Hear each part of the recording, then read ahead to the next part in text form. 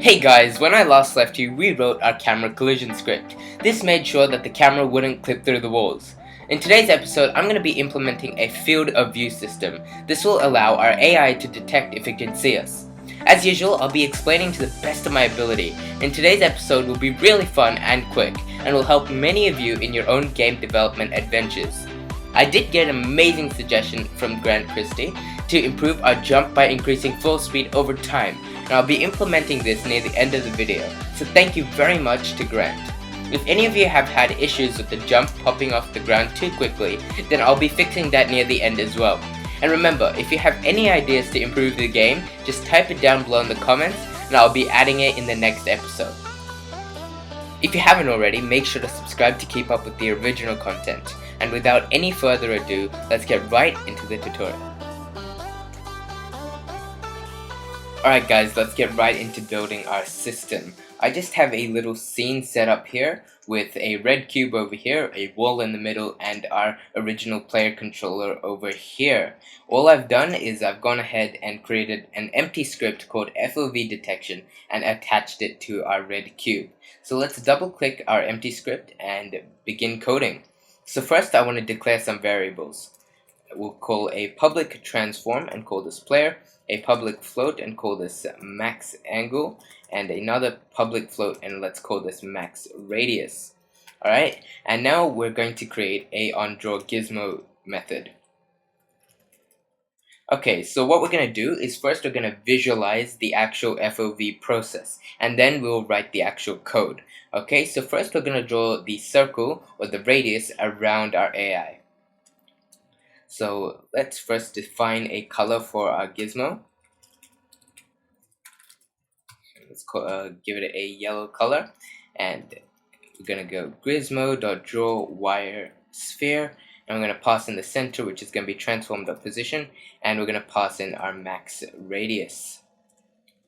And if we quickly go back into our scene and wait for that to load, and in our FOV detection, let's just increase the max radius. We can see we're getting a circle around the transform.position, which is our AI. And now let's just add max angle as well. I'll just call this, I'll just make this 45 for now. And let's also drag our capsule, which is our player, into our player variable. Okay, now let's draw the actual lines. So the lines will actually derive from the angle. So first we'll find the forward direction of the AI, and then we'll rotate that forward direction by a certain angle, which is going to be our max angle. So we'll rotate the forward vector by our angle, and then we'll put a ray out in that direction and in that direction, and we will get our FOV visualization. So let's just create a new vector called FOV line 1, and let's say quaternion.angle axes, and we'll pass in the angle, and we'll pass in transform.up for the axes that we will revolve around. And then we'll times this by transform.forward and times this by max radius. So the basic explanation of what we are doing here is, first let's actually write it correctly. This is going to be max angle. Okay, so first we're getting a quaternion, which is a rotation from this angle, and we're going to be rotating along transform.up in that angle. Okay, so transform.up is this green line over here, and when we click the rotation, we can see that the green is actually rotating on this axis. So we're rotating horizontally basically. Okay, so we'll rotate 45 degrees in our case along this axis, okay, and we will multiply that by our transform.forward. And whenever you multiply a vector by a quaternion in Unity, the vector will be rotated. So basically what we're doing is we're rotating transform.forward by 45 degrees on the horizontal axes. Okay, is the basic definition of that line of code. Hopefully that was explained properly. If not, just ask in the description, in the comments, sorry, and I'll explain it properly. And then we're going to multiply that rotated vector by max radius to make sure that it reaches the end of our circle all the time. Okay, and then let's create another vector 3 called FOV line 2, and we're going to do the exact same thing. Okay, but this time instead of max angle, we're going to do negative max angle. and then we're going to do transform.up just like before, and times this by transform.forward, and times that by max radius just like before. Okay, now we have our two FOV lines. Okay, now let's just say gizmo.color equals color.blue. We're just going to give the gizmo a color of blue now, and let's say gizmo.draw ray, and let's draw a ray in the direction of the FOV line, because FOV line is not a position but more a direction, so we can just pass in FOV lines directly into the ray. So let's start the ray at transform.position, and the direction will just be FOV line 1, and let's do the same thing in the line below that. Let's draw a ray from transform.position in the direction of FOV line 2. Okay, let's just test this. Go up into our orthographic, and as we can see, we have some nice visualization of our FOV. No complicated code, nothing like that, no editor scripts. We can just visualize like this, and as you can see, if we rotate it, our FOV follows that. So our forward direction is always the blue line, and as we rotate it, all of the lines rotate. So even if we decrease the max angle, and the blue lines shift to match the angle. Okay, now let's actually do the visualization of the ray between the player and the AI, and then the forward vector, so we have a visualization of every line and every aspect that goes into our FOV. So first, let's just draw a line between the AI and the player. So that's quite straightforward. So let's give this a color of red, and say gizmo draw line, and easy stuff, transform.position, and 2 would be player.position. And then we're going to give it another color called gizmo color, and we'll pass in black, and we'll say gizmo.draw ray and transform.position, and we'll pass in transform.forward. And I will explain exactly how this system is going to work now. So now I should multiply both of these by radius. So transform.forward, and we're just going to multiply transform.forward by max radius, and the player position, I'm just going to, actually no, let's change this. Let's change this from draw line to draw ray. Okay, and pass in transform.position, and our direction will just be player.position minus transform.position, and we're going to normalize that vector, and we're going to multiply that by the max radius. And this should give us a nice little visualization if we write the code correctly. And let's just wait, and boom, we have two lines now. So the black will always be forward, and the red line will always point towards the player. Okay, so how we're going to detect FOV is first we're going to check if our player is inside this yellow circle. Once it's inside the yellow circle, then we're going to check if the angle between the red line and the black line is smaller than the max angle. Okay, if it's smaller than the max angle, it will always be in between the blue lines. That's how it works. If it's outside the blue lines, the angle between the red line and the black line will always be greater than the max angle. Okay, so that's something we know for sure.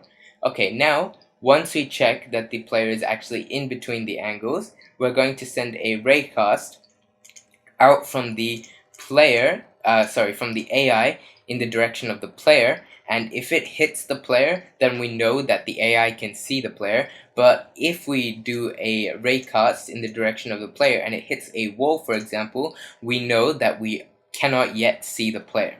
Okay, so that's the general overview of the entire system, and we can write that whole thing in one little method. Okay, so it's actually quite awesome, and we can use this however we want later. Okay, let's go back into our code and write this awesome little system. Okay, what we're going to do is we're going to actually make a public static boolean.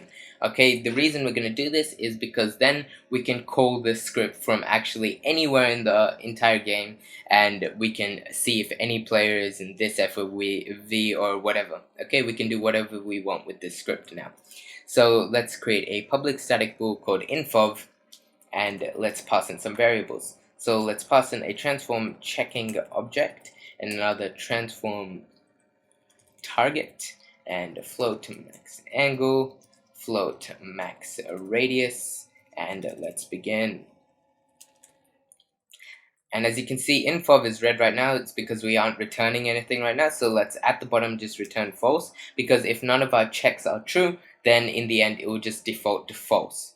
Okay, and we're going to use a system that we use in our player controller to detect collisions, and we're going to create a collider array, and then we're going to overlap sphere in the radius, and it's going to get every object in that radius. And if the player is one of those objects, then it'll continue to the next step. So that's basically the first lines of code that we're going to write. So we're going to create a collider array called overlaps, and new collider. Oh, I can't type. Collider array, and we're going to give it a buffer of 10.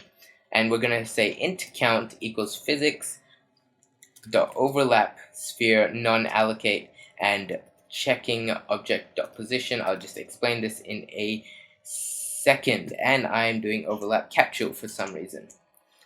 So basically we're gonna say overlap sphere non-allocate, and we're gonna pass in the center being the checking object dot position. So the checking object is basically the AI, okay, and the radius is gonna be the max radius, and the collider result is just gonna be overlaps. So this function here is going to check every object in the radius, from the center being the checking object position, and every object that it gets will be passed into this overlaps array, and the int count is basically how many overlaps there were. Okay, let's go for int I equals 0, I is lower than count plus 1, I plus plus, and we have our little for loop. Okay, first we're just going to check if overlaps I is not equal to null, and if it's not, then our first check has been passed. Okay, now we're going to check if any of the overlaps dot transform is actually equal to the target. Okay, so let's just do this. Let's say if overlaps I dot transform is equal to target, then let's move on to the next check. Okay, so basically we checked if any of the overlaps were the target. Now we're going to create a direction between the target and the checking object. So let's create a vector 3 called direction between, and let's say target dot position minus checking object dot position, and let's normalize this value. Okay, and now we're going to go direction between dot y times equals 0. The reason we're doing this is because height differences between two objects can change the angle. Okay, so we're just gonna multiply the y value of this vector by 0 to make sure the direction is, of the y is always 0, so the height is not a factor in the angle. Okay, so just a little thing that we're gonna add there to increase accuracy. Just gonna backspace and make sure formatting is correct, and let's go float angle, and we're gonna calculate the angle now. And let's say vector 3 dot angle. We got a handy little function that Unity has given us. It's pretty awesome, but we could do that with simple trig if we didn't have that. So we're just gonna pass in our checking object dot forward and the direction between. So like I explained to you before, the black line is our forward and the red line is the direction between. So that's exactly what we're doing now. We're just finding the angle between these two lines. Okay, and once we've done that, let's do our next check. If angle is lower than equal to max angle, then we are in the view angle. Okay, so right now we have made sure that we are in the radius of the AI, and then we checked if we are in the view angle, so the FOV of the AI. Now let's do the last check. Easy stuff, simple raycast. So just create a ray, and let's say new ray, and the position that we will be casting from would be the checking object dot position, and let's just pass in target dot position minus checking object dot position as our direction. Let's say ray cast hit, and let's say if physics dot raycast ray out hit max radius. So basically what we're doing now is we're raycasting with this ray and we're making sure that the max distance is max radius, so we don't cast beyond the actual radius of our circle. Okay, so now the last thing we have to do is check if the hit.transform was equal to the target, and if the hit.transform was equal to the target, then our AI can officially see our player.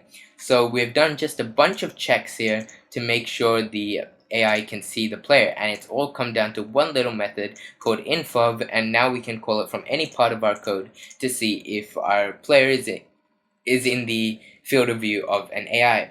And now let's just test this, and let's go private void update and create another private boolean here, and let's say is infov, and we'll set this to false in default, and right here we'll write in is infov equal to infov, and we'll pass in our variables. So the checking object will be transformed because that's the AI, the target will be the player, and the max angle will be max angle, and the max radius will be max radius. And basically what we're doing here is we have a boolean, and since this method returns a boolean, we can just set this isInfov to our method and pass in the variables. And now all we have to do is run the game, and it will detect if we're in the field of view. But let's have one more cue to know if we are actually in the field of view or not.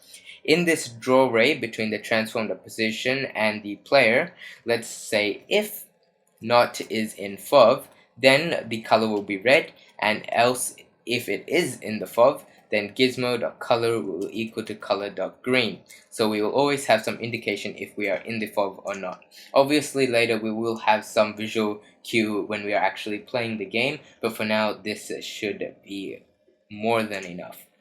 So when we play the game now, as you can see, there's the red line following us, and when we enter the FOV, we can see that it turns green. Okay, that's all well and good. Let's see how it works against obstacles. So let's just change the position, the rotation, so it's facing the wall. And let's go here and hide behind the wall. As you can see, the AI can't see, so the line is red. We go straight past the wall, and boom, it can see you. Go past the FOV, can't see you. And if you also go past the radius, it will not be able to see you. Okay, so we have one last thing to do before this episode ends, and thanks to Grant Christie, now we can improve the quality of our player's jump. Okay, so let's go into our player controller and go down to the bottom over here, and let's add a few lines to make our jump a lot better. Okay, first we're going to add just two variables. One is going to be a private float called full multiplier. So basically what this system is going to do is when you jump, a variable will start to increase, and your jump will start to fall faster and faster and faster, and as time progresses. So you'll start falling quicker as time progresses is the basic idea of this whole concept. Okay, and then we're going to go into our variables and add a public float in the jump options called public float. Oh, okay, sorry. We already have this variable, and this is because this is my 20th time recording the same episode. So let's just add a public float called incremented jump full speed, and let's set this to 0.1 f just as default. Okay, and that should be there. Okay, so public float increment jump full speed. And now let's go back down, and now we have this private float full multiplier, and we need to make sure every time we hit the ground, so every time we reset a jump, we need to make sure the full multiplier is reset to -1. Okay, so every time we hit the ground, the full multiplier will be changed back to -1. Alright, now let's go into our main code where the full multiplier will have any effect, and in this code we're just gonna say plus full multiplier times time.delta time. So what's going to happen here, what this line actually does is the higher this value, right, the faster the jump height decreases. Okay, and the faster the jump height decreases, the faster we fall. Okay, so if we increase the full multiplier every frame, the faster we will start to fall. Okay, so that's the basic theory. And here we're just going to go full multiplier plus equals increment jump fall speed. So every frame that we are in the air, we're going to be increasing the full multiplier, okay? And then we're going to increase the full, we're going to add the full multiplier onto the jump height. And that will decrease it even faster every frame. And that should be it for our jumping as well. So let's just go into our test. And wait for this to load. Okay, easy stuff. Let's get out of orthographic. And in here, let's increase the increment jump full speed to 0.8. 0.8 seems to work quite well with the jump force of 7. And let's play this. And let's press space, and you can see that we're getting dragged back down. And I'll show you what this looks like without any increment jump full speed. As we're floating back down, doesn't look good. So I really thank Grant Christie for picking this up, and it's been really useful actually to have this little system. So let's change this back to 0.8, and we can see we're having a more realistic jump actually. So that's a very nice number, 0.8. Let's keep that. And one more suggestion from our friend Mukfasa, who picked up that we were actually popping off the ground really quickly. So previously in our code, we had a ×2 here next to transformed position plus equals vector3.up times 0.6 and ×2. So that what the ×2 does is actually lifts the player up too high. So you just want to get rid of that ×2 and save the code. And if we go back in, the jump should be much smoother, and that's also a very nice addition. So thank you to Mukfasa for that. And I also want to thank you guys for the amazing support you've been giving me. It's been really fun making these videos, and I have heaps of other videos lined up. So if you have any suggestions or ideas for this game, please leave it down below in the comments, and I will certainly make it in the next episode. Okay guys, it's been a pleasure making this video for you.